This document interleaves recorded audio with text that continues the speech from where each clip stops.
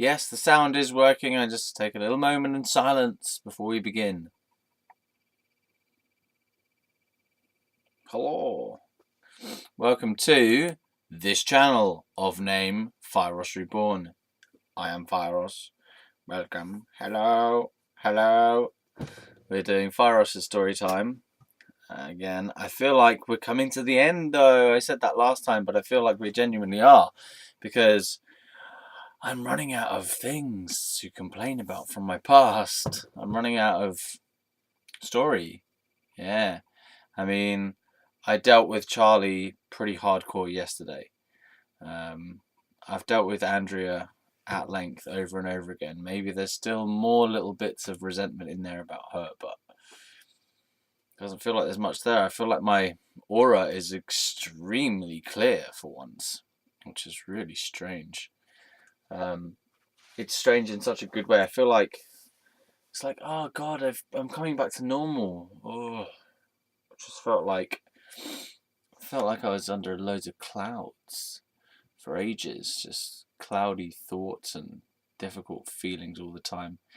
And I was just thinking for the past 10, 20, half an hour, 10, 20 minute, half an hour's minutes. For the last hour or so, I've been thinking, my God, I feel like I'm back to normal again. I feel like I don't really have any problems. I feel like there's very little turbulence in my mind. I feel like the world is just clear and simple, and there's no horrible feelings in me anymore. I mean, there are some. I've got like this feeling of heartburn that I keep getting, but oh gosh, I feel so much better. I don't know what it is exactly that's brought me to this point. Maybe it's all these massive long videos I've been doing have finally cleared out some old junk from my mind and my body and my heart. But I don't know. I just feel like things are somewhat peaceful for once. I'm not angry. I used to be really angry. I mean, I still got a bit of it, but it's not as bad as it was. I feel like yesterday was a real breakthrough video because I managed to get out a hell of a lot of stuff to do with Charlie all in one place, all in one go. Yeah, but today I just feel better. I just feel normal, like back to normal. What else do I feel? It's just a sense of quietness, like internal quietness. So the world outside also seems quieter, but inside my emotions are quieter. My mind is quieter. I'm just very settled. It's really nice. I feel bright as well. I feel cheerful. I've actually laughed and smiled more today than I have in a long time. And I've just been playing computer games, but I'm smiling and laughing at these computer games by myself, which I wasn't really doing that before. I mean, I was kind of enjoying the games, but I wasn't like really actively enjoying them. I mean, I was just kind of playing them, and I was a bit dead inside, unless I was playing with other people. But something's just switched on a little bit more over the last few days. I think it might be because I'm spending more time at home, and I decided to take this staycation thing while my mum was away. I learned it's called a staycation, where you stay at home on vacation. Staycation. Yeah, I only learned it the other day. But yeah, so I took this staycation for a week, where I don't go out and force myself into the wild of people and do loads of creative work and try and feel like I'm part of society or something, be around people. And I just decided to stay in. And I'm still doing little bits of artwork and stuff, but not very much. And I'm just relaxing. I'm just starting to go, oh, okay, I can actually chill. I've decided to take the rest of the year off until the beginning of New Year. I'm just going to do this, sitting around, reading, doing a bit of writing, doing a bit of drawing, nothing major. Just no pressure, no stress until the end of the year. It's kind of like the holiday I never felt I could take. It's the holiday I never felt I was allowed to take. I haven't had a holiday for about 5 years. So I don't have the money to go anywhere, but I am allowing myself to have time off. My mum and I are getting along much better, so I don't feel like I have to run out of the house all the time and to escape the arguments and stuff. So it's just more calm. Just a lot more calm overall. Yeah. And everything in the house also seems a bit more bright and vibrant. I feel like some of the energy in the house has also cleared somehow, you know. Yeah, it's really nice. I think it's because I'm spending more time in the house that my energy processing unit is processing the energy of the house and therefore cleaning out negative energy bit by bit from the house, so the house feels less stagnant as well. Whereas when I was kept running away from the house all the time because I didn't like the feeling here, nothing was ever getting done. I was never facing the feeling of being here. So I made a concerted effort this year actually to stay more in the house, rather than trying to run away. I used to just get this feeling of pressure and like I had to escape and I had to get out of the house and I had to run away from this feeling of like. But then I decided no, because eventually you're going to have to face that feeling. That feeling just keeps coming back, so you need to feel it and stay with it and just go into it. And now that I have, for a considerable period of time, I feel like I've come to a new place. Oh, I don't have to run away from myself and run away from the house all the time. So, that's how I feel at the moment. Let's talk about the past and dislodge some little pieces of energetic gunk from my psyche relating to my past. So I'm going to do a little summary and I'm just going to try to speed through to the part where I was at hospital if I can, because I feel like the part when I'm actually in hospital, maybe some of the parts leading up to it have things to be said. I feel like I've done the Charlie stuff. I feel like I've mostly done the Andrea stuff. So let's just see. So we start our story in 2004. I was 18 years old in 2004. I had my 18th birthday in 2004. Hold on a minute, is that the case? Wait, I was born... Oh my god, I was born in 1985. Oh, sweet Jesus.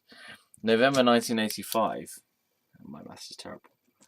November 1985, right, plus...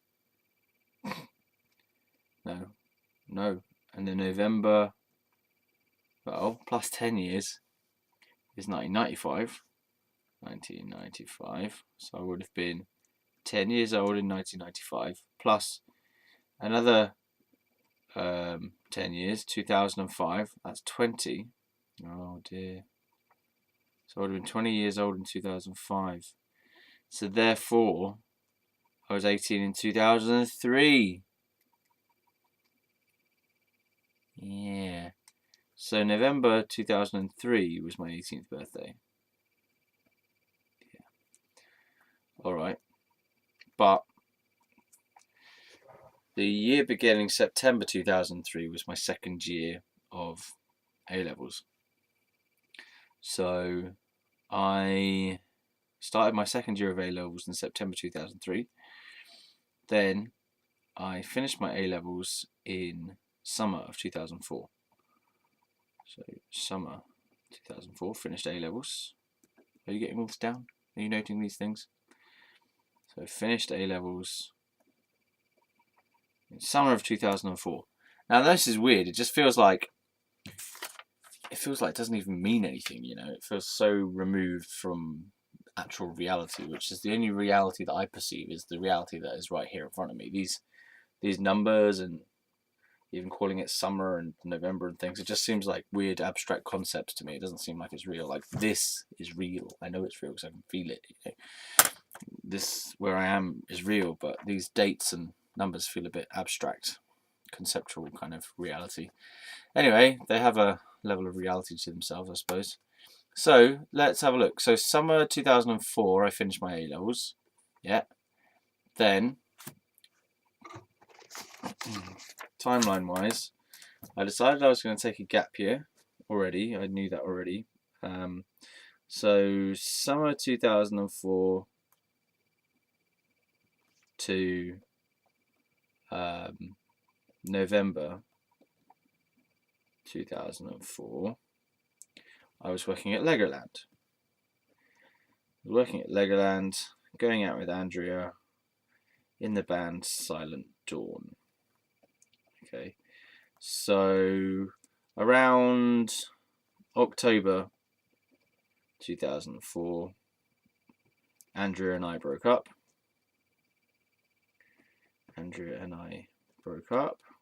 Okay, that's fine. Same sort of time, Steph left the band. Okay, fine. December 2004, I got the job. Got job at Outback. Okay, during that time, Jim, the bassist, was working at Outback too. What else? Okay, then next part of the timeline is January 2005. Got my haircut to move on from Andrea. Haircut to move on from Andrea. Okay, Charlie starts being interested in me. Charlie interested. Let's put that there. So Charlie's interested in me in around January 2005. Let's put everything over there now. Right, so therefore, at some point, I decided to go to Reading University. But so Reading University started in September. I think it's September or October. Let's just say September 2005. So University of Reading, studying initially art and psychology, but very quickly I changed to art and philosophy, and I was also doing some politics modules. So actually, to begin with, art was weighted 60%, and the philosophy and politics modules were 40% combined, I think. But then in the second year, no, I'm not sure. Oh, who knows? Art and philosophy was the degree I was doing. So at some point in 2005, before I went to uni, I must have decided to go. So I know that I decided to go to uni when the band fizzled. Decided to go to uni when Jim quit. Right, Jim quit the band. He'd also quit Outback as well at a certain point. I can't remember when. And so I went and did all the university stuff that I needed to do to get in there. I don't exactly know when I started going out with Charlie, but I know that I went on holiday. Now, I usually go on holiday with family in July or August, so let's say August. I know it was close to the time of going to uni because I was reading this book called Ways of Seeing by John Berger, and that was like a required reading book for my art course. But when I got to the actual course in September, no one else had read it, and I was like, oh, "Did you read the book?" And they were like, "What?" And I was like, well. It said that it was required reading, so I read the damn book. I read the two books that were required reading, actually. There was Ways of Seeing, and then there was some other book as well to do with art and whatever, art theory or art history or something. So I read those two books that I was supposed to read and didn't get any kind of acknowledgement that you were even supposed to do it. They didn't even care. I was like, oh, great. But I remember because I was reading that while I was on holiday. So holiday in... I'm going to say Cos. It might be Cos where we went. Cos. I can look it up on the bloody in the image library in my mum's stuff, because mum kept loads of photographs. So if we look at pictures 20, let's go into my mum's thing. This is how you piece together your life story without actually remembering it. Come on, documents, my mum's thing. Cyprus, no, that's her recent holiday. Christmas 2012, no.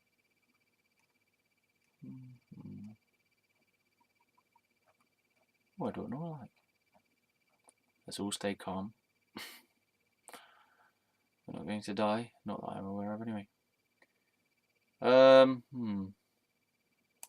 see if there's any further ones. So we've got 2015, 2014, 2010. Where are the earlier things? 2011. That's no good, is it? Why don't we do a search for 2004? No, 2005, isn't it? 2005. Okay. Center Park family. Oh, so we went on holiday. Oh, maybe I'm not in that. Am I in that? Oh yeah. So there's some pictures here of Charlie being involved. Ah, August 2005. August 2005. We went to, doesn't say. We did water skiing. There's a picture of my brother water skiing. There's a picture of me wakeboarding.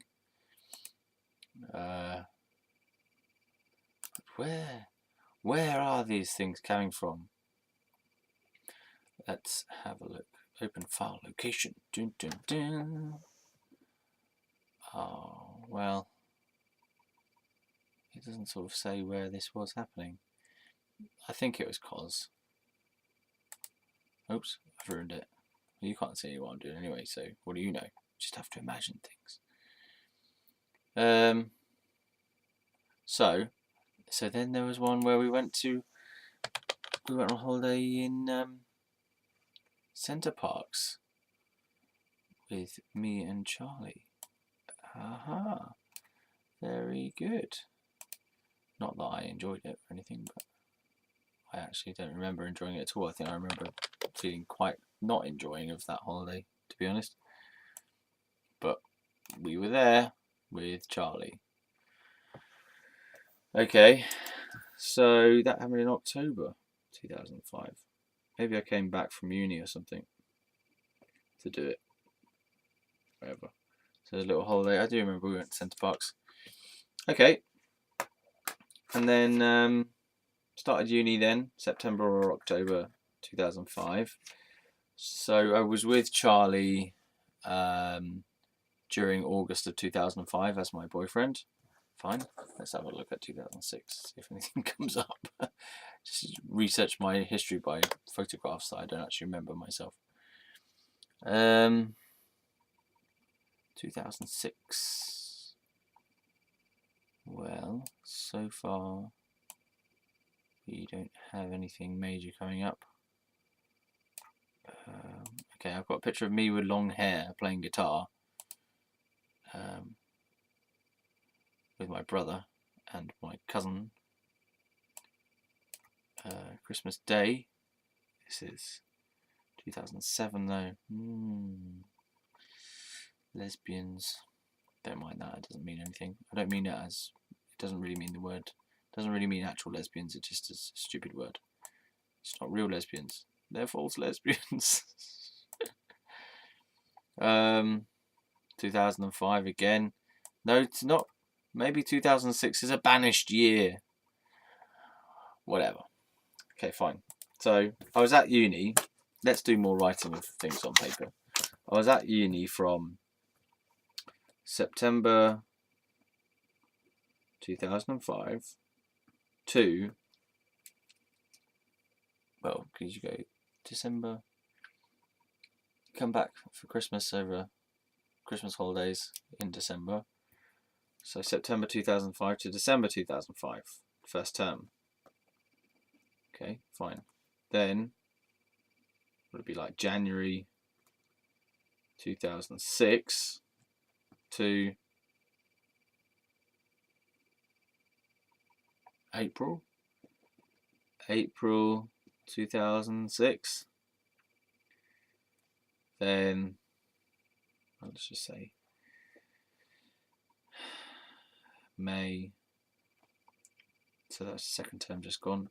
May 2006 to July 2006. First term, second term, third term. So I was with Charlie for that whole time. So from, well, at least August 2005, because I was definitely with him while I was on holiday, because that was when I was having all those turmoils about sleeping with that girl while I was on holiday in Cos. Okay, fine. It's starting to get confusing now. Let's put that aside. So I was with Charlie during the first 3 terms of my uni course. Then, so it got from July 2006.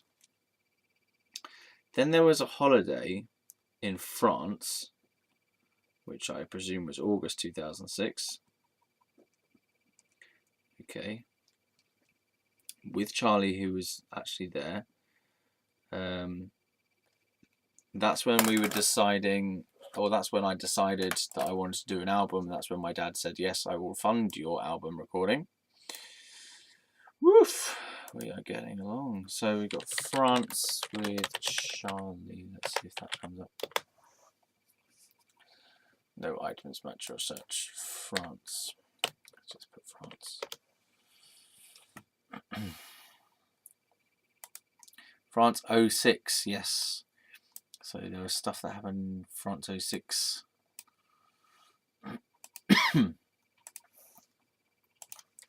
Let's put France 06. Or just France. France 2004. Oh, there was another France 2004 that I didn't even know about. Ooh, I was with Andrea in 2004. France 2004. God. Okay. Why didn't I just do this to begin with? Just look through the pictures. There's a folder here called Nonsense. I bet this is where people keep porn. No.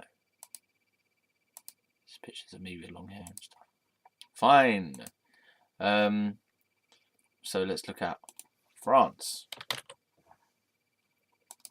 Come on, France. France.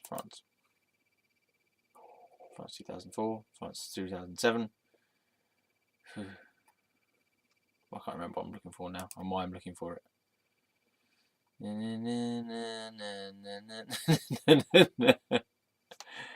Oh God, who cares? Do you know what I mean? What does it matter? Here I am now. But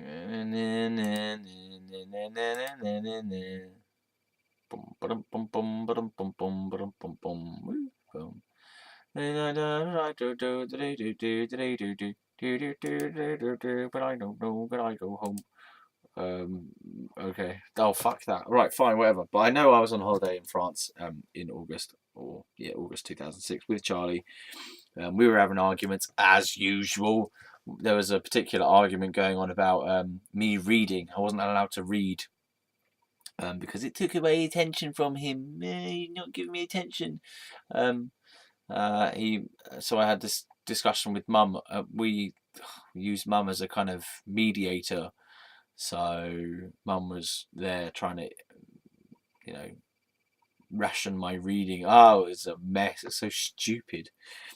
Yeah, you never give me any attention. The guy could not sit by himself and enjoy himself without me being there constantly.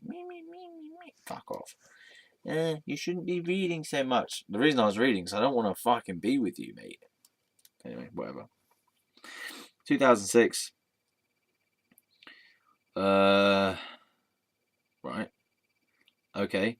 And then, so I would have started uni again for my second year in September 2006. Now, September 2006, in my second year of uni, I had already created the album by that point. I believe that I recorded the album over the final part of, well, so maybe we went on holiday in July. Could be July that we went on holiday. But when we got home, we booked studio time. I was still living at Charlie's house in the summer house. We booked studio time to record the album, and I recorded it during that period of time then, just before I went back to uni. So by the time I'd got back to uni, I had this fully recorded album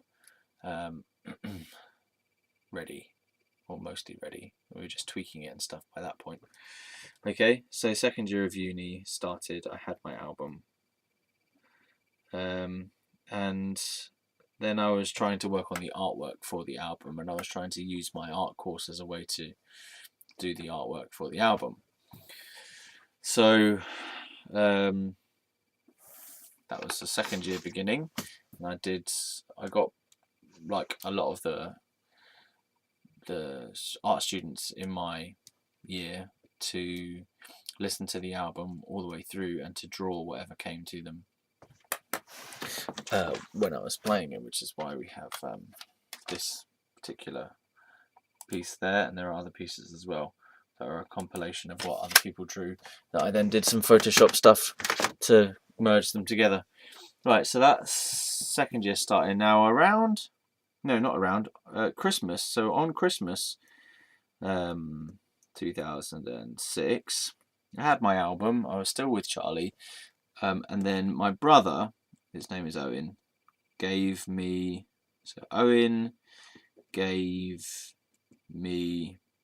my brother, gave me the book A New Earth by Eckhart Tolle. Okay, I remember specifically because he said to me, either as he was giving it or in a card, I believe it was as he was giving it, like after I'd opened it, he said to me, "Oh, because you're interested in changing the world and stuff." And on the cover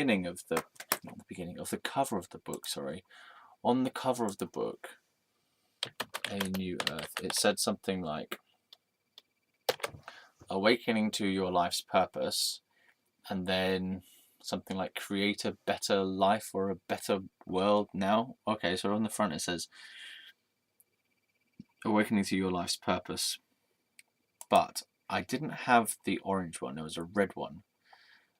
Awakening to your life's purpose. That was the first one I got. It feels so different because it's the red one. I'll just show you this. Oops, let me just see what you can see first. Right,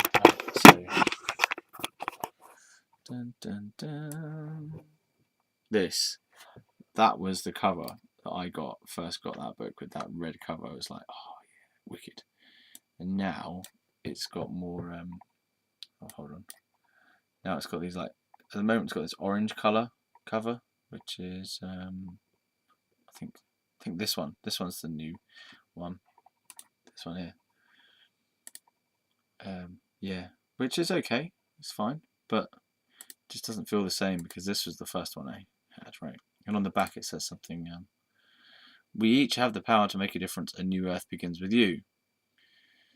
So this was an amazing find for me because it tied in with everything that I already thought anyway, and I was like, yes, this validates everything. I didn't say that. I was like, yes.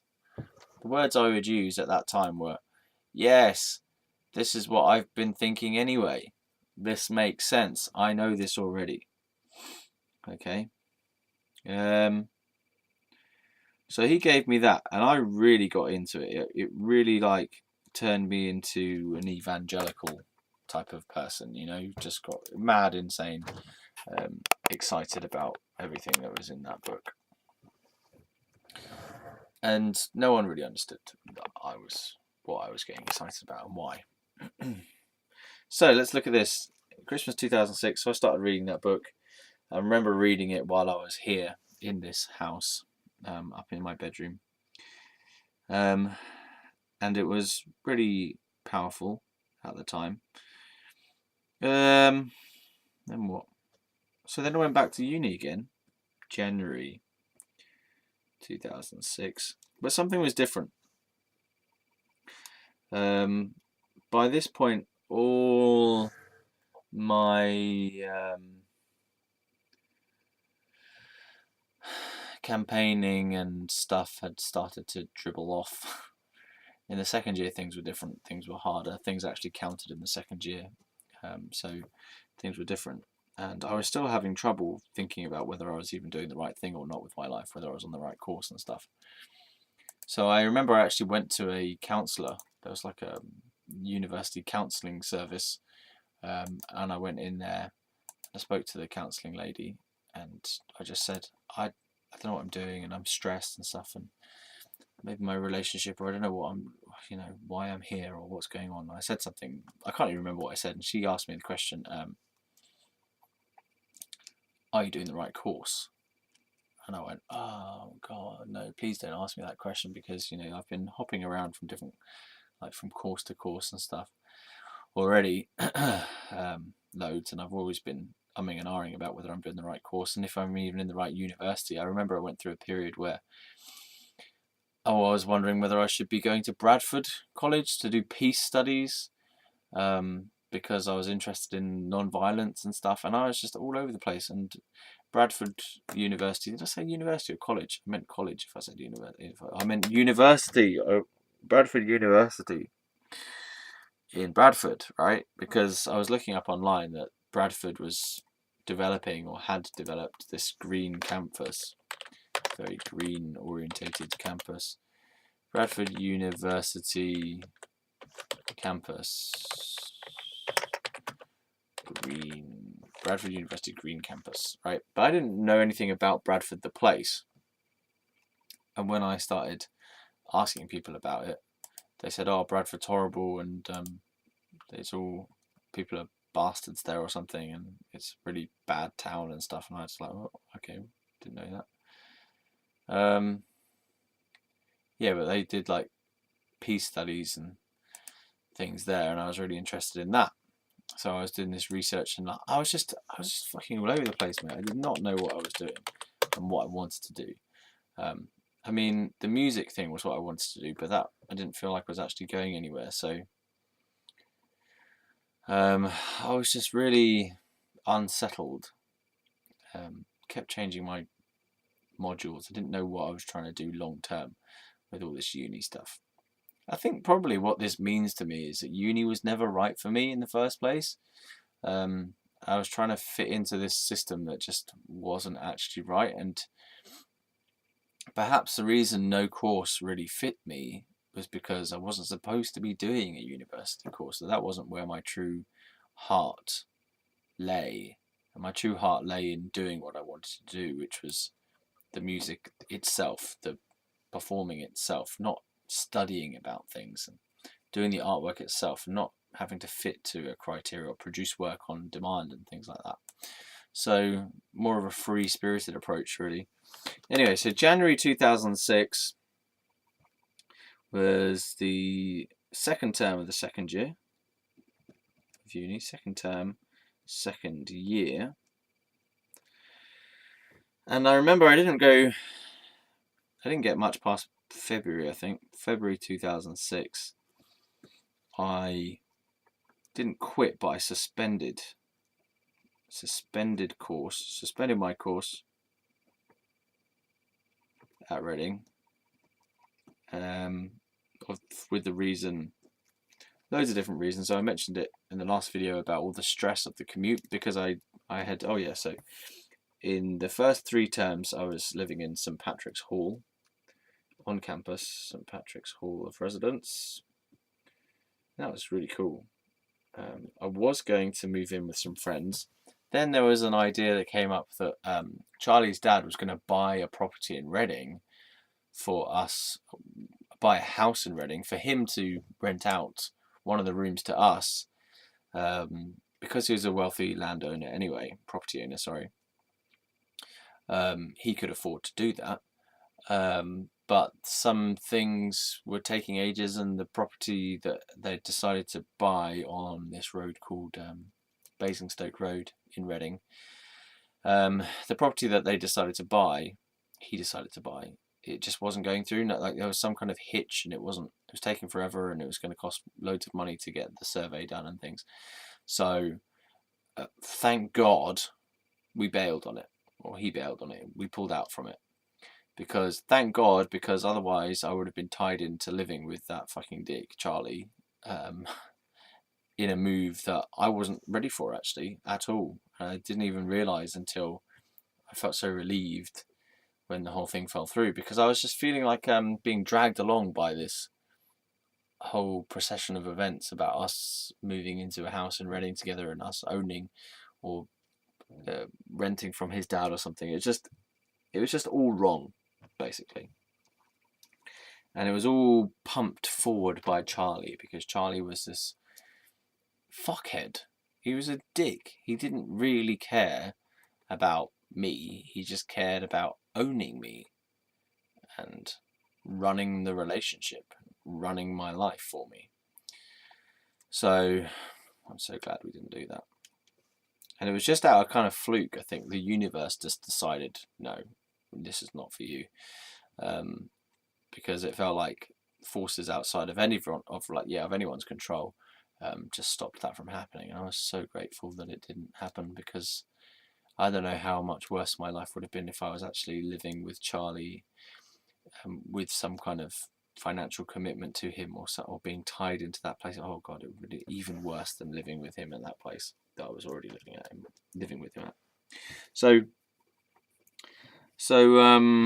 between January and February 2006, I was getting progressively more unhappy being at uni. And like I was changing my course left, right, and centre. And like I remember going to these philosophy lectures and these politics lectures, and just going, I don't know, this is too much. I don't understand it. I don't know why I'm doing it. I'm knackered as well, and I can't do the reading, and I don't understand the reading. And these people who are talking about these books, it just seems like they don't know what they're doing. Everyone's lost, and I'm lost. And plus, I'd read the A New Earth book, so I had this new change in perspective, which was snapping me out from complete investment in societal conditioning. So I started to realise that the whole structure of university is just a kind of fabrication. It's not as important as we think it is. And I was also starting to think to myself that I can just do the things that I want to do at home on my own time without running into debt. That was a major consideration that I was having, which was I was going into debt for student loan, and I didn't really fancy that. And I just thought to myself, I can do this. I can paint and draw at home. I can read books at home.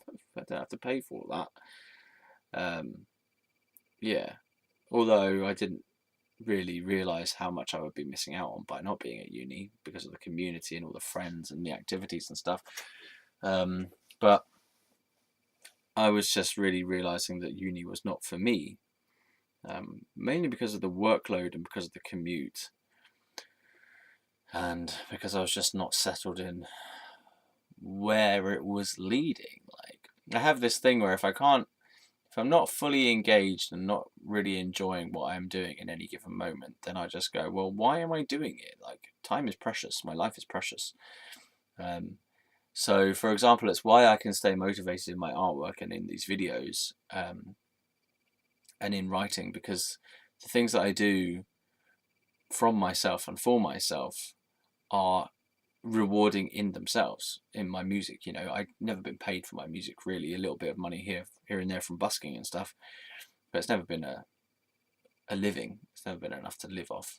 And the reason I can continue doing those is because it doesn't matter if they go anywhere or not, really, because the enjoyment comes from doing it. So the reward comes from the immediacy of actually doing the activity. So I don't question really where are these things going. I mean, I do sometimes when I get a bit jaded, but overall, I don't question it because it's always going into itself, if that makes sense. So my artwork is always leading me into the feeling of enjoying myself. Yeah.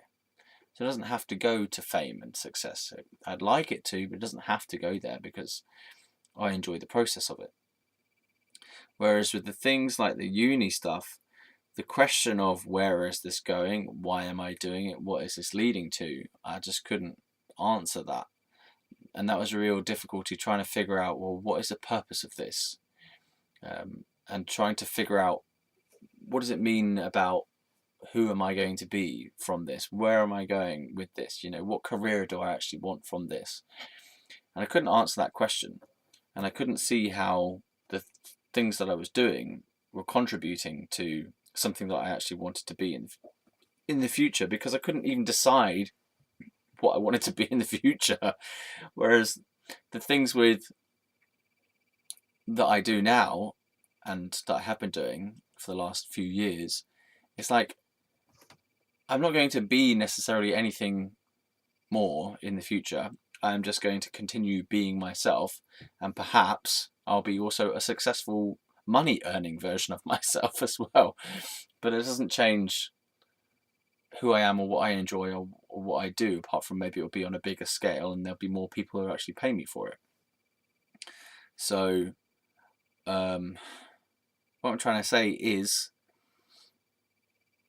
that I do what I do because I want to do it and because I enjoy doing it. It doesn't have to go anywhere, but I believe it will go somewhere eventually, as I make myself more coherent, as I make my path more coherent, and my offerings more coherent as well.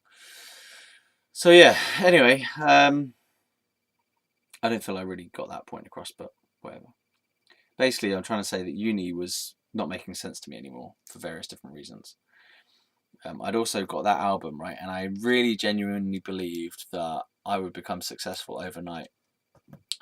That was misguided, but I genuinely believed that because I got this album and I would just give it out to people for free and maybe sell a couple here and there, that someone would pick it up or people would go, wow, this is amazing, and want to buy more and stuff. But what ended up happening is I ended up giving out about 250 copies for free to people, expecting to get some kind of interest. But I highly doubt that any of those CDs were actually listened to. I highly doubt it, because there were contact details on there for people to email me or whatever if they wanted to get interested and tell me about it, but they didn't. So I have the feeling that all those albums that I gave out, maybe a couple of them were listened to, but otherwise I presume that people just put them either in the bin or on a shelf, maybe listen to it once, never again. Don't know. I just don't know. That's pretty sad, because I went around town just handing them out for free like a maniac after having bought them myself, I think. Or maybe even with my dad's money, bought these copies. My dad thought I was nuts. My parents thought I was nuts. My brother thought I was nuts for handing them out for free. But I was reading this other book called Seven Spiritual Laws of Success by Deepak Chopra, and in there it's talking about the law of giving, and that how it sounds so naive and stupid when I say it out loud, but it says the law of giving is something like when you give, it opens up a space for you to receive, something like that. And so I was like, oh, okay, yeah, I'll give out my albums for free, expecting the universe to remunerate me somehow, or the universe to kind of say, yes, you can have something in return for that. But the universe went, thanks very much, I'm off, and nicked the albums, took all my hard-earned, took all my hard work and effort and fucked off with it and didn't give me shit back. And nothing came out of the blue as a reward, or there was no interest from it. And so I feel a bit jaded by the whole law of giving. Oh yeah, just give and you shall receive. Bollocks. Give and you shall have things taken from you. Give and nothing will happen. You will not get any recognition or reward. Just continue giving randomly, and expecting a return, but really just run yourself into the ground from over giving all the time. Maybe there's a deeper lesson to be learned. I do feel like I'm not quite giving in the right way, perhaps, to activate this idea. I feel like something is true about it, but maybe I'm just not quite picking up exactly what he means by it. So I'm going to look back at it. I don't kind of want to discount it because something feels important about it, but I just don't think I was doing it the right way before. Yeah, whatever. I think I misinterpreted it the first time around. But I believe there's something strong about giving and then you receive something through the giving. Whatever. Okay, so I suspended my course at Reading. I was still with Charlie in February 2006. So how long have we been together then? Well, let's see.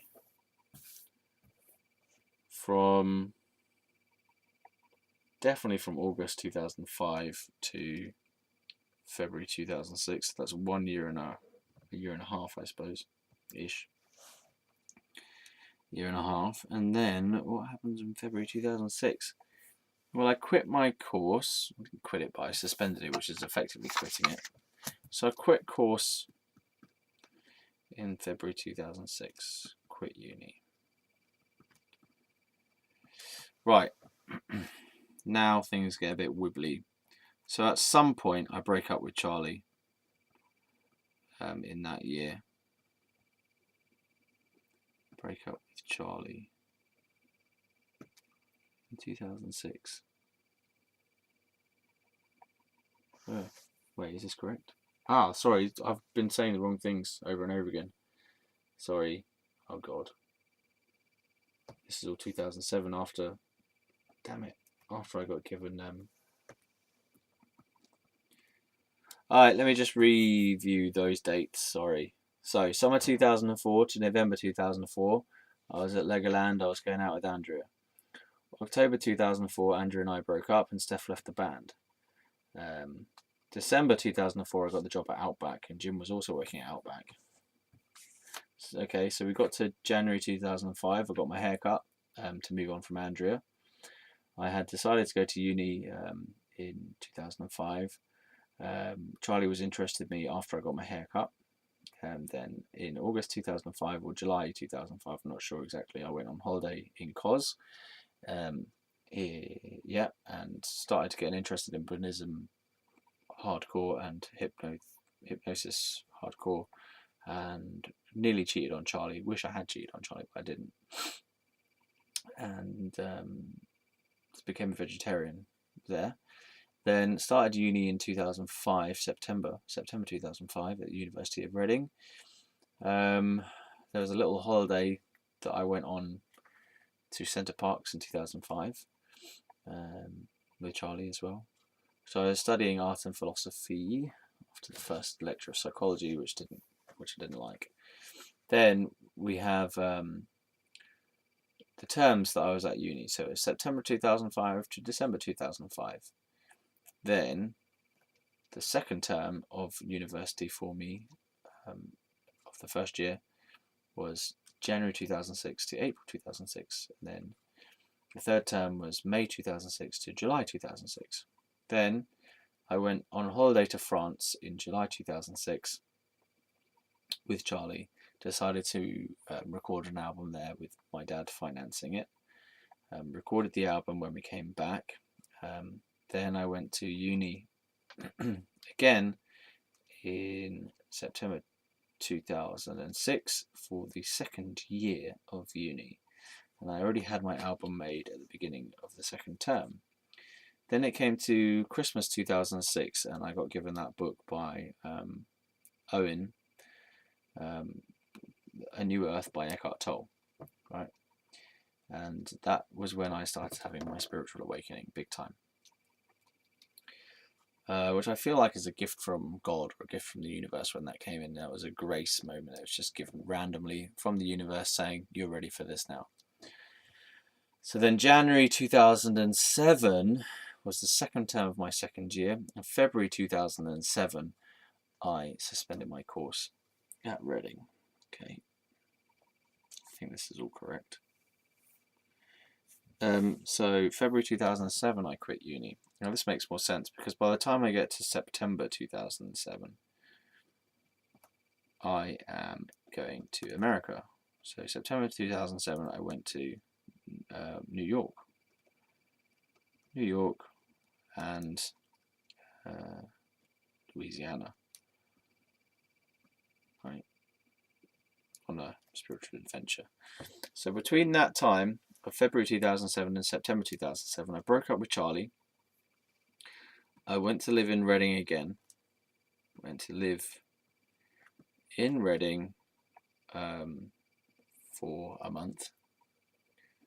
For 1 month. Sorry, I don't know exactly where that was. So before that, I was I moved back to this house. So when I broke up with Charlie, I moved back to this house and stayed here for a while, figuring out what the hell I was going to do, making more music, spending more of my dad's money, I think, to make more songs for the album or whatever. I don't know actually exactly what I was doing, messing about. Then I went to live in Reading by myself in someone's house who they needed someone to rent their room out while they went on holiday. Someone who I knew from my art degree. Okay, so I went to live in Reading, and then during that time when I was living in Reading, I decided that I needed to go to the USA. So I had this kind of revelation or something, based on the readings of the book about what is my inner purpose and my outer purpose. I decided that my outer purpose, or I heard the call that my outer purpose was to go to New York, right? So then I arranged that, sold my car to my mum for 800 quid, had some money saved up, I think, already from bits of work I'd been doing. So in September 2007, I went to New York, had all my adventures in America, right? Adventures in America, including things like, there was a period in time between Reading and going to the USA that I stayed with a girl called Cheryl. So I was busking and stuff before I went to USA, and I met this lady called Cheryl. She was 35, I was 21. I stayed at her house for a few weeks, and that was when they tried to section me for the first time as well. Before I went to uni, my dad tried, not uni, before I went to America, my dad tried to get me sectioned because he thought I was going insane around that time. I must have done all this kind of crazy putting the book in the sink type of stuff, shouting at people and hiding things around the house during that interim period of quitting uni and going to America. Okay, so September 2007, I was in New York, and then I went to Baton Rouge as well to stay with this girl called Francie. Louisiana. I stayed with Will, a friend called Will in New Orleans. Right, so I was in all those different hostels in New York as well for a while. This is where I met these different people, Francie and Will. And then I skipped my plane. I was going to come home earlier, but I skipped it until December 2007. Came home. Came back to England in December 2007. Okay, that's that. Then I was time shifted. You know, my sleep patterns were different from everyone else. I was Americanized as well. I was louder and brasher and more annoying. I'm just gonna move this CD because it's been bugging me for a while. Right, yeah. So I was louder. I was more annoying. I was Americanized. I was calling everyone an asshole because everyone in America would call each other asshole. It wasn't a big deal, you know. It was just kind of like part of the slang. It wasn't being used as a major insult, but everyone here found it to be a major insult. Yeah. Anyway, my parents still thought I was nuts. And to be fair, some of the people in New York thought I was nuts as well, but I just wasn't playing by society's rules anymore. I was just acting how I wanted to act, doing what I wanted to do, spontaneously in the moment. Anyway, that's a whole other thing. Like, what is the difference between being mad and being free? What's the difference between enlightenment and being mad? Who knows? So I came back to England in December 2007 because I'd missed a performance of Bill Bailey, which was set up by my parents, which I was supposed to come back to for my birthday, which is on November 30th, so it was around that time. But I missed that performance because I skipped my flight and I was still in America. So I've gone through all the different shit that I went through in America, kind of homelessness, destitution, living under a bridge with a tramp, getting kicked out of various different places, got kicked out of my hostel, got kicked out of staying with Francie, had sex with Francie once. Is that all the sex I had over that whole fucking time in New York and America? That's ridiculous. I need to go back there and shag my way around. Or get a girlfriend, whatever. I could have had a lot more sex if I'd been paying attention to my penis. Anyway, so yeah, okay, so I was back here and people were thinking I was going incredibly weird. Alright, there were various sectioning attempts. Now there's a... Hold on. When did I get sectioned properly? I got sectioned properly in April 2008. Okay. So between me coming home to England in 2007 and April 2008, which is when I got sectioned and hospitalised for the first time. Might have even been March, to be fair, but whatever, let's just say April for the moment. Yeah, so during that time between December coming back to England and April 2008, I was involved with the mental health team a lot, so CMHT, Community Mental Health Team. People like Sarah, James, I can't remember the other people's names actually, Dr. D'Souza, some other nursing staff who were trying to get me to take medication and whatever, and I wasn't having it. Now during that time I went to live in this place nearby in Slough called Winvale. I just don't know where I got the fucking money from, but I put down a £600 deposit and rent. Was it? Well, basically I put down enough money to secure the place for 2 weeks, right, while I was looking for while I was filling out housing benefit forms. Okay, but I'd already paid for 2 weeks at this place called Winvale. I don't know exactly where I got the money from. It might have been my overdraft or something, or some money that I'd saved from bits of work that I'd done. I really don't know, but I had enough. Anyway, might have sold some things. I don't know.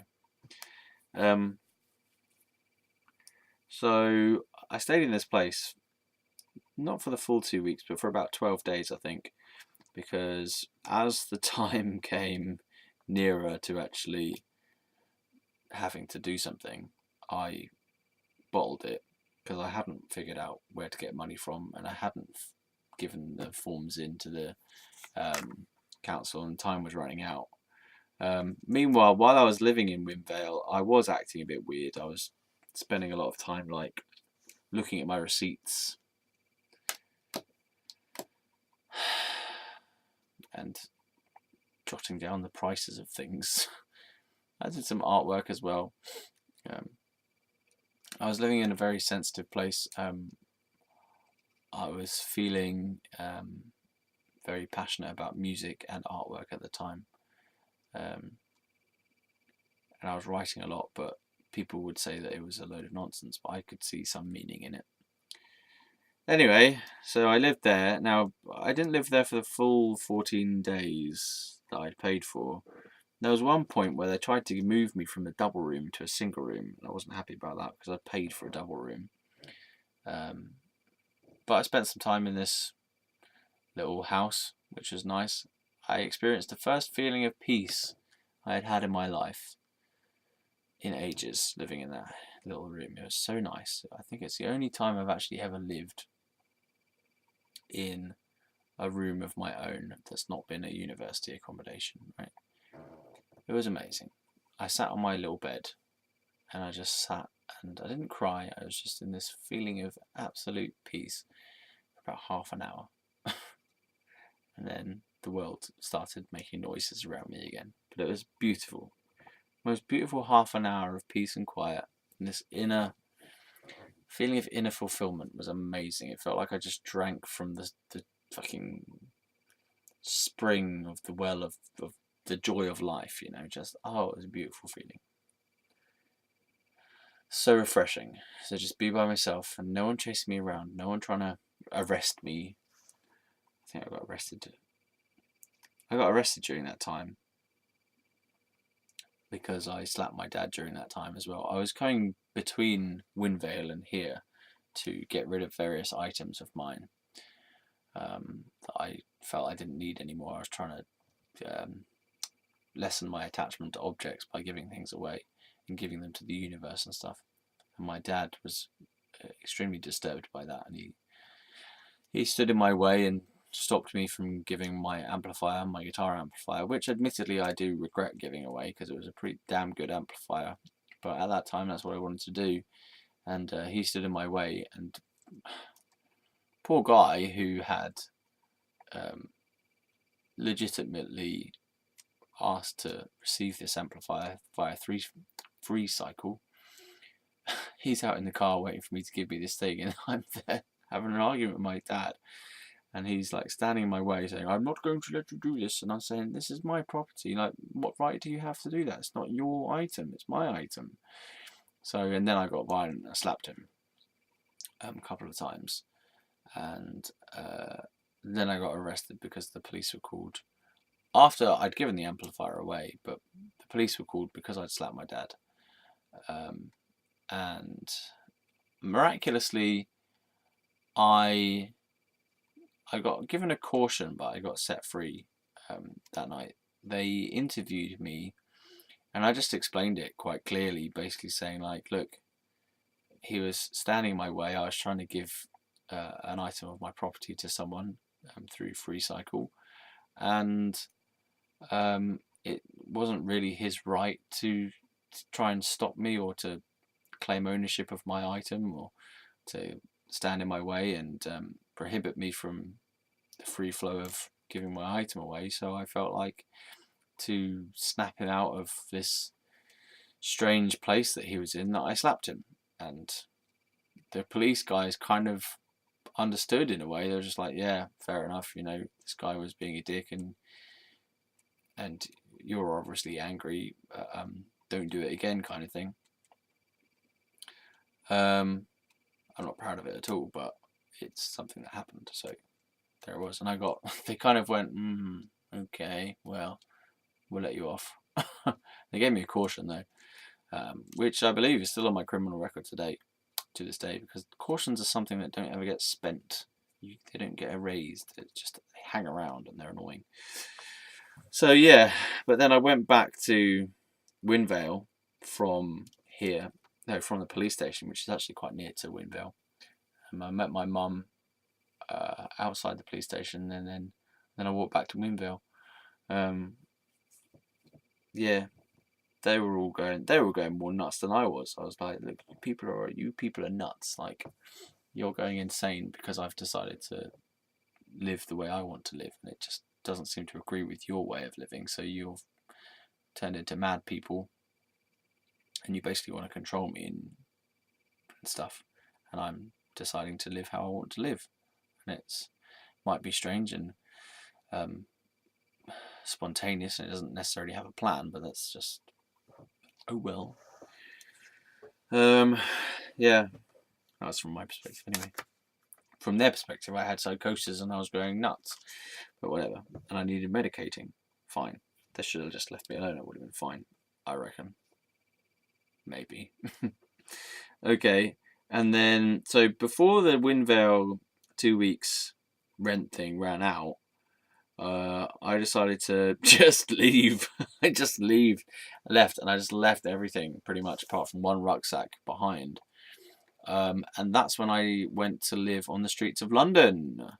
Because what happened? No, did I live on the streets of London that time or what? Oh man, no, maybe not then. Maybe not then. I went to Stansted Airport.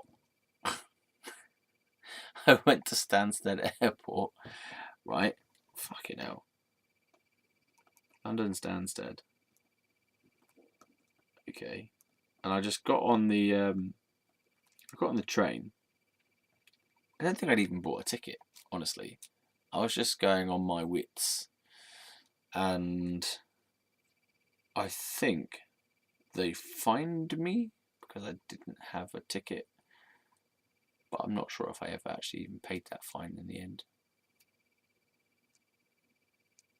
Or, no, they didn't fine me. They were thinking of fining me, but I just stayed ridiculously present.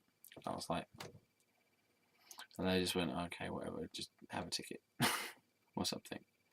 I think I just bought a ticket from them without getting fined. Yeah.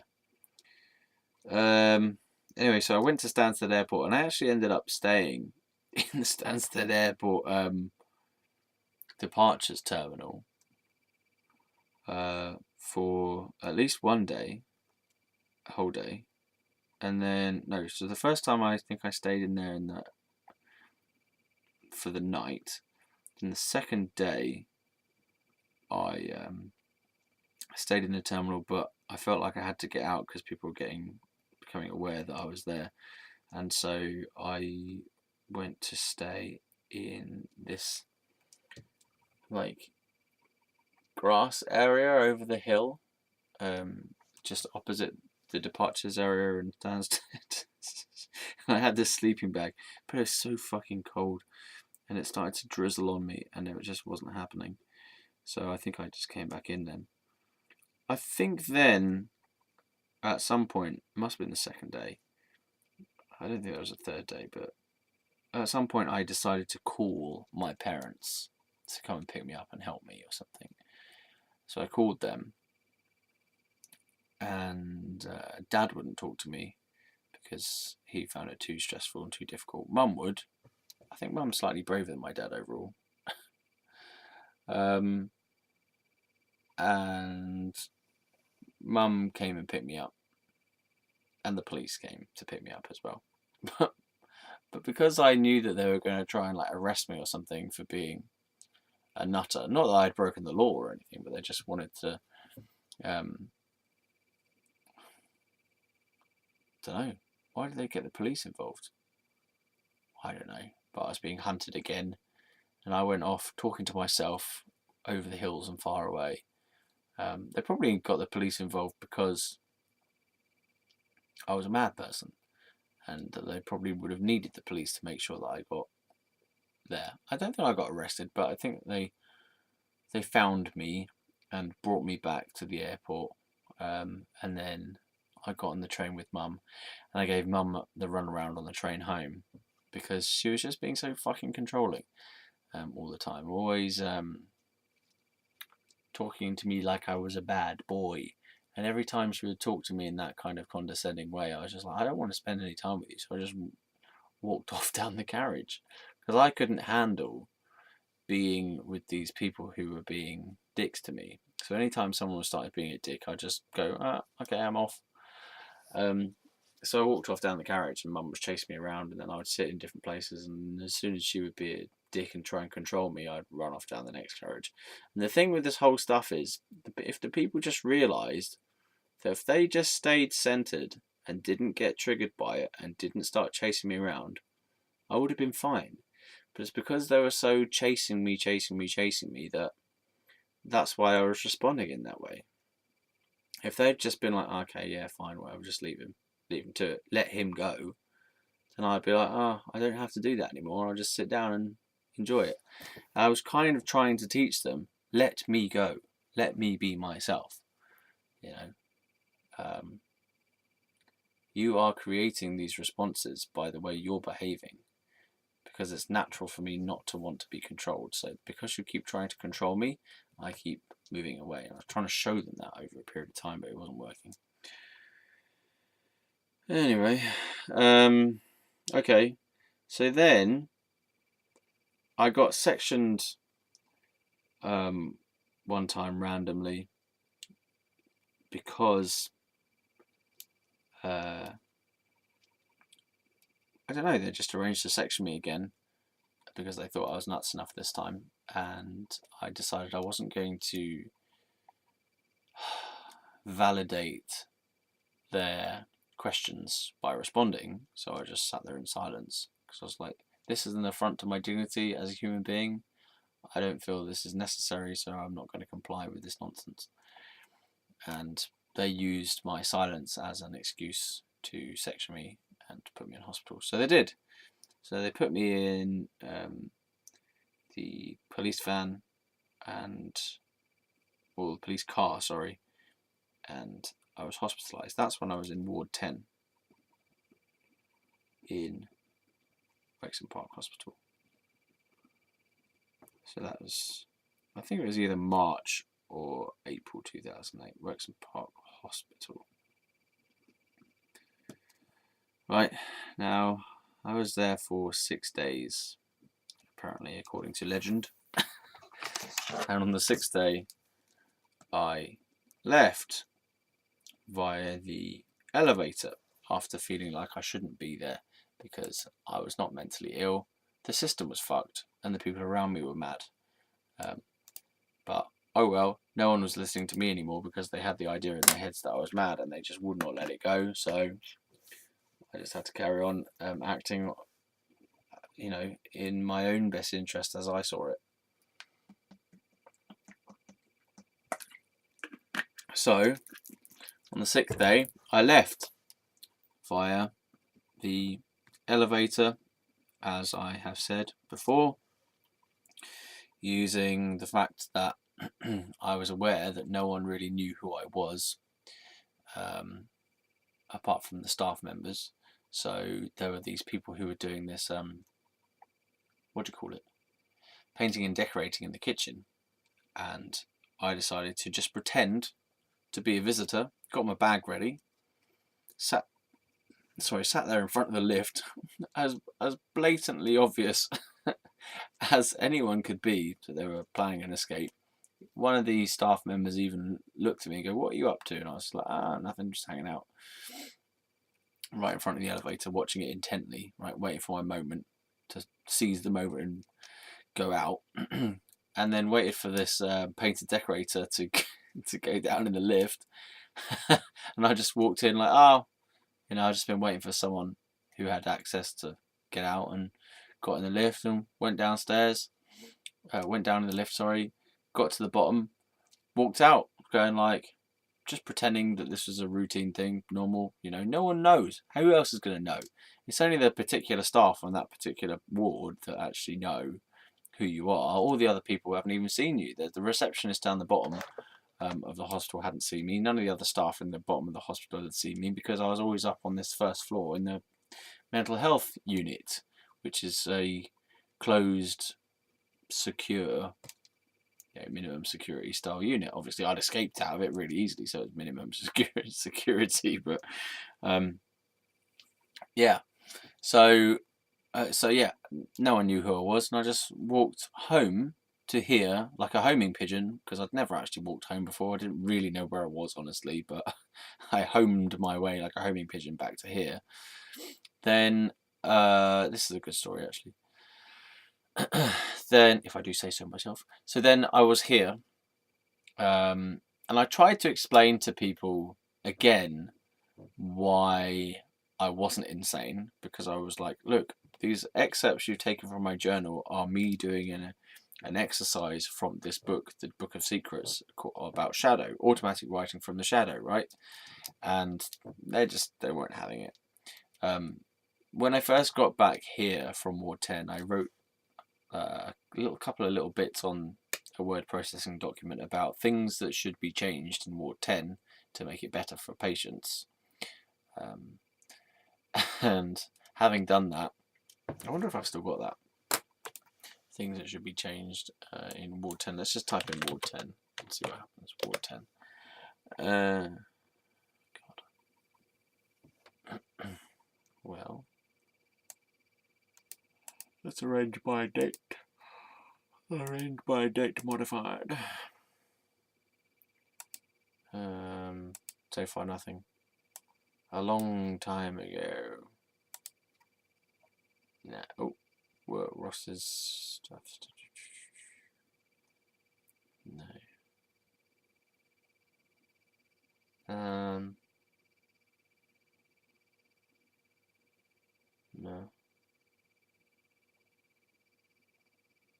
No, okay, fine. Nothing there. Anyway, so where was I? So I'd come back here.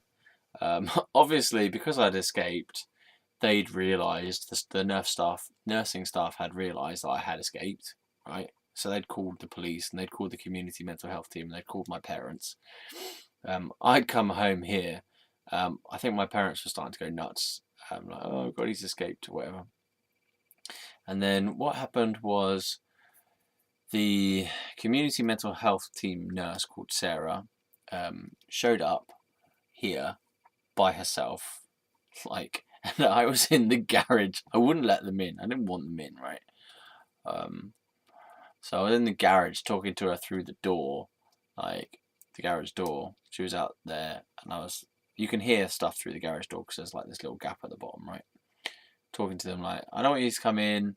I'm trying to explain to you what I've been doing, and you're not listening and stuff. And she was probably saying stuff like, well, if you let us in, then we can help you and stuff. You need to get you the help or get you the medication. We just want to talk to you.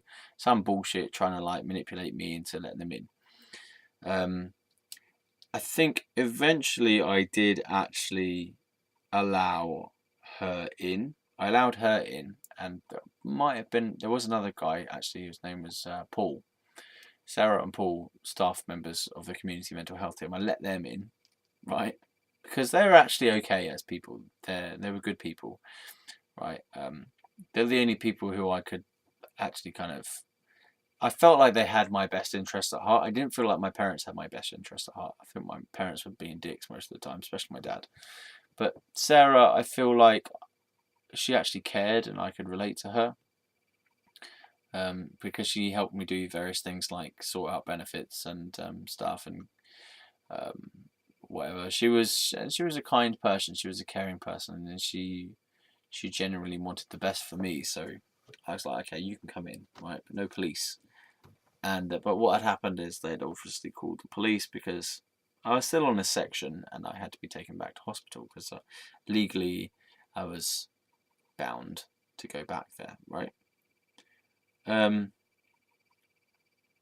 So what happened was I was just chatting to Sarah and Paul downstairs. The police were coming to take me back. And I said, this is a tricky little plan. I said to them, look, if I'm going to go back to hospital, I just want to have a go on my drum kit. Because I had a drum kit upstairs in my room at that time. I said, I just want to have one final go on my drum kit, a bit of freedom before I go back. And they went, okay, go on then. Right, so I went upstairs, started playing on the drum kit for a bit. Then I realised, or I heard, police cars showing up outside. Okay, now this is just really careful bit of timing. So I called my friend Sam, and while I was on the phone to him, I said something like, I don't know what I said. Look, man, I don't know what's going on, but I've escaped from hospital. The police are coming back to get me. I just want you to know I'm okay, whatever, but I'm off. And I finished the phone call with him. I think I must have had my rucksack on my back. I'm not even sure if I did or not. Maybe I didn't. Maybe I just went, not naked, but without any props. I just had my wallet, my keys, and my phone. And while I was on the phone, so I put the phone down. I said, maybe I even said something to him like, all right, I'm opening the window now. I've got to go. Because the police had come in, right? Sarah and Paul had let the police in. They just started banging on my door saying, Mr. Wilson, can we come in? Right? I was on the phone to my friend Sam. I might have even said to the policeman, "Oh, just 1 second." I put the phone down to Sam, shoved it in my pocket. I was opening the window at this time. Oh man! And I could hear the policeman saying, "Mr. Wilson, can we come in, please?" I might have put a chair over the door, but I'm not exactly sure whether I did or not. And this is the perfect piece of timing, right? Because the police had come up there, banging on my door. So just a minute. Maybe I said, "Oh, I'm just getting changed" or something. I don't know exactly what I said. And I'd jumped down the roof, just down the roof, jumped off while they were still knocking on my door, wondering whether I was going to let them in. Okay, I didn't have a lock on my door or anything at the time either, so they could have just opened the door, but I think out of respect they were waiting for me to open it, right? And I just jumped out the window. It's like something off The Simpsons, you know, where you hear them, they go to the bathroom and you hear them like opening the window, jumping out, getting in the car and driving away. It's something like that. Or when they jump out of the window and just, you know, it's like something like that out of The Simpsons, okay? And I couldn't believe I was getting away with it, to be honest. It's like something out of some action film or something. It's ridiculous. It was amazing. But so, because, right, I had practiced jumping off that roof many times as a kid. It was like a little trick that I used to do where you jump off the roof, you do a little ninja roll so that you break your fall, and then you can just like pow. And it was a little trick I sort of did to impress people when I was a kid and as a teenager. So I drew upon that skill. So I like shuffled down the roof, jumped off, did my little ninja roll. I think I hurt my foot while I was doing it. But I only realised that later. So I jumped off, did a ninja roll, and just fucking pegged it down the road. Top speed, the fastest I've ever ran, probably, yeah. I just pegged it, right? And because I had done all of that so quickly and pegged it down the road so fast, the policeman, I reckon, was still kind of knocking on my door, or maybe maybe they'd like go into my room, seen the open window, and go, "Ah, shit," and then like they'd, you know, nobbled their way down the stairs, and they're like looking out, where the hell. But by that point, I'd already pegged it down the road and round the corner, so I was no longer in sight by the time they were doing that. I just have this picture of what happened because I saw them walking around and looking around. I might have taken one last glimpse or something as I went around the corner. I don't know, or I'm just aware that they were looking for me. So I had this image in my mind of what they were doing, right? And I was thinking, right, so there are only two directions that I could have gone in. So probably one person will go in one direction to see if I've gone that way, and one person will go in the other direction to see if I've gone that way. Right, so what I did, I just pegged it down the road, went around the corner, took a right, and then I hid in this little bit that I knew from this local area. Helps if you know your local area, if you want to hide from anyone, right? There was this little part which has now been disintegrated and turned into something else, but there was this little part which was, I don't even know what it was, like who owned it, but it was like this fence that used to have a gate on it and used to be blackberries around the edge, and we used to go there to pick blackberries, and you could climb over into it, and it's just like this secret little bit of garden that didn't seem to belong to anyone, but you could just hide in there, which is a kind of hiding place that you would go to as a kid or a young teenager or whatever. It was like the secret place that no one really knew what it was and why it was there, but you just go in there to be secret and not even necessarily do anything, but it's just the mystery of being in the secret place, you know. So I went into there and hid behind the fence, and I was looking out through this little hole in the fence, and I could see these police like walking around over there, and I was thinking, oh shit, and I didn't actually know where to go from there. Like I've never been further than this little. It was like a little sort of rectangle of land with some bushes in and some gravelly stuff in the bottom of it. No one seemed to own it though. I don't know where it, but like who owned it. You know who it belonged to. Anyway, so I was just because I just pegged it like fucking miles, not miles. It was a long way to run at top speed. Okay, it was probably about 300 meters or 400 meters of of quick running, which was the race that I used to do at school, the 400 meters and the 800 meters. So, you know, I was good at that kind of distance. So everything in my life was just coming together in that moment. All my skills and all my knowledge from my house, from the local area, from my childhood, it all came together in one pristine escape plan. Yeah. So I was so chuffed, and I couldn't believe I was getting away with it, honestly. Um, Don't worry, I didn't get away with it eventually. I did get caught, but it was good. It's a good escape route. So yeah, I was hiding there behind this fence, like hoping that no one would fucking hear me. And I saw a police lady look in my direction. I was like, fuck if they see me. Because I also had this like worry that, you've got this energy. So if you're really anxious, I feel like people can pick up on that. So they might have just sort of known or sensed something, just by the fact that I was like exuding so much anxious energy because I was just been running and I was scared shitless. And I thought that that might kind of somehow psychically or whatever attract them. And then she did look in my direction. I was like, oh fuck! And then, but luckily, she didn't actually see me. I could see her, but she couldn't see me. So it was wicked. Oh man, that whole thing was amazing. It was just so cool. Oh man, like running away from the police. Oh, it was amazing. It was so good. I highly recommend it. Oh dear. Yeah.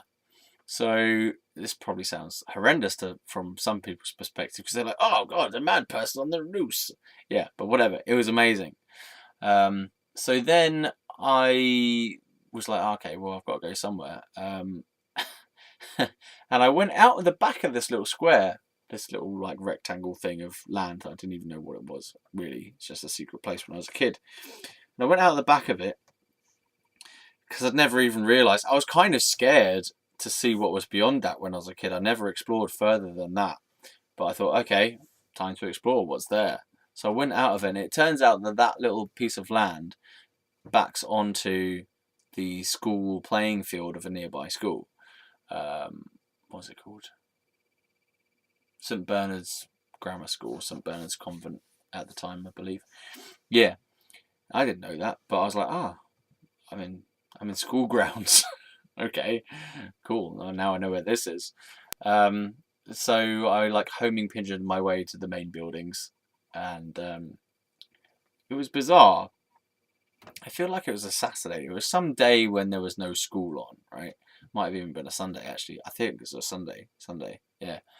And there was this really nice energy in the whole place. Everything was pristine. No one was around, Everything was, there was like these drops of dew on the grass and the sunlight filtering through the trees. And it was all really beautiful feeling. And plus, I just escaped the police.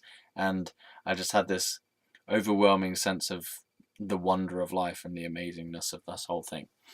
So I walked through there in this peaceful, tranquil thing, thinking, I'm in another world. I've just escaped from this horrible situation. I'm in this beautiful, tranquil paradise briefly.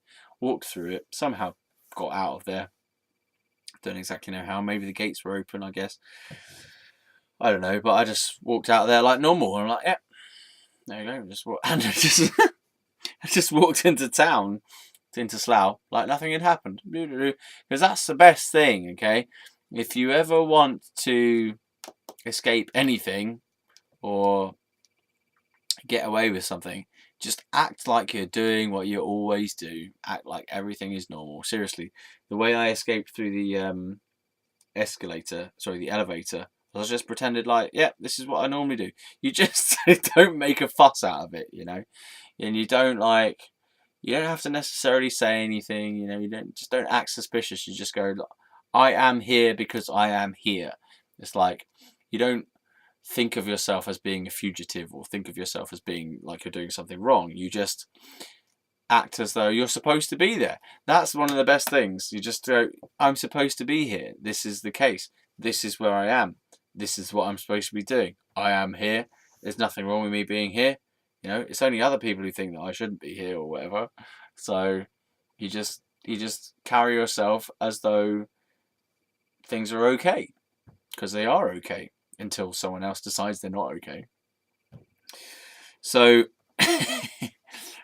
yeah. What's that noise? I think it's my creaky chair. Yeah. So I walked into town, and then I walked into, got to the train station in Slough. Okay. So this is all on the Sunday. And I randomly bumped into a friend of mine. Not really a friend, more of an acquaintance. Someone I knew, a friend of a friend, right? So I had this kind of tangential knowing of him. His name was Chris. And he was on to the mutual friend that we had. He was going over to their house for some gathering or, whatever. He's just going to see his friend.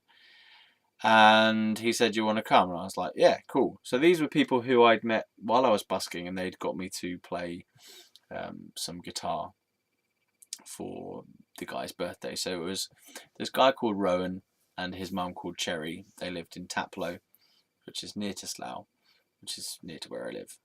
Okay, it was like 2 stops on the train, I think. Slough, Burnham, Taplow, yeah. 2 stops on the train from Slough station. So I got on the train with this acquaintance friend or whatever, Chris, who later I tried to date him briefly, but it just didn't go anywhere. And I was like, oh, I really don't like men. Really don't like men. It's just the same thing as Charlie. Like, yeek. Men are not for me.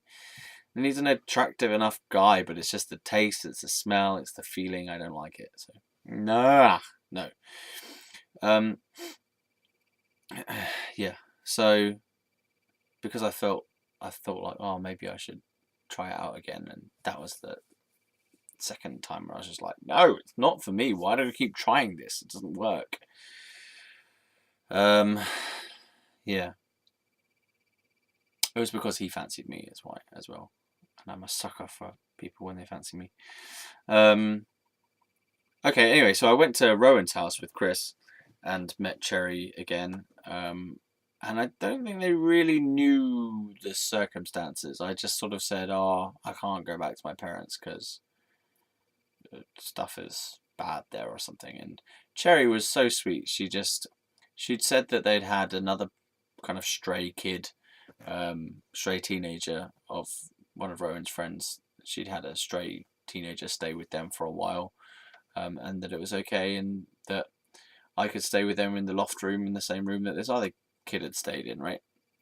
So Cherry let me stay at hers. This is the next piece of important information. So let's say it's April 2008 till May 2008. Stayed at Cherry's. Cherry apostrophe S. Stayed at Cherry's in Taplow. Okay, during which time I had various other adventures. Oh God, shall I keep going or what? Maybe we can leave it there for the moment, because this period of time, this 28-day period, it was roughly 28 days, so it was less than that. It must have been, because I'd already done 6 days of my section. The section 2 that I was on, by the way, I was on the section 2, which is a 28-day section for evaluation with a view to treatment of your mental health disorder, condition, whatever, right? Which is a legal injunction to be detained in a mental health hospital, psychiatric ward. Yeah, section 2, 28 days. I'd already done 6 of them. See, I saw it as like a jail sentence, right? 28 days of jail time in a psychiatric ward. That's how I was viewing it. It's like a prison sentence there. So I'd already done 6 of them, and I had the view that, okay, I just need to wait it out until the 28 days is up. And that's not exactly how it works, because it's not like a jail sentence in that way. It's the whole point of this section is just to keep you detained so that you are legally bound to be returned if you do escape. You legally have to stay there, right? So that you are kept in one place, so that you don't run amok in society, and so that you get the treatment that you need in order to rehabilitate you, in order to bring you back to being a functioning member of society, who is not a danger to yourself or to others, and who is of a better state of mind, whereby you can function outside of a hospital environment. Okay, so I didn't realise that once the section had worn off, that they would then actually try and section me again and bring me back there. I just thought, oh yeah, section all worn off, I'm outside of the law, so it doesn't matter anymore. I've done my time. Okay, I didn't do it in a hospital, but fine. 28 days done. That's wicked. I can just go back and pick up some stuff or whatever, and there's no legal injunction there, which is technically true, but then they could always resection me, right? But the first section had worn off, and I made sure that it had worn off before I went back. So there was a 28-day period for that first section. Okay. Now during that time at Cherries, there was lots of random stuff that I did, and probably too much to go into in this video. I want to dedicate the next video to that. So we're going to talk about the time at Cherries, staying at Cherries, and I feel like I've done justice to everything that happened before. I've written all these little notes. One, I don't know what's going on. 2, 3, loads of them, just to keep us on track. Okay, so I feel like I'm okay with where we've got to, so I don't want to retread any ground on the next video. Basically, I might just do a brief bit, but I don't think I will. I'll just go straight into it. Yeah, so we're going to talk about this time that I stayed at Cherries while I was a fugitive, technically speaking, in the eyes of the law. I wasn't supposed to be there. I was supposed to be in a mental health hospital. I'd escaped, and I was living in this loft room like some kind of creepy monster hiding away in there until my section ran out. And I want to talk about the different things I got up to while I was staying there, because I did lots of strange things, and some very interesting things happened while I was living there. So I'll talk to you about that next time. Thanks for watching. This has been Fieros Reborn, Fieros Story Time, with me, Fieros Reborn. Bye bye.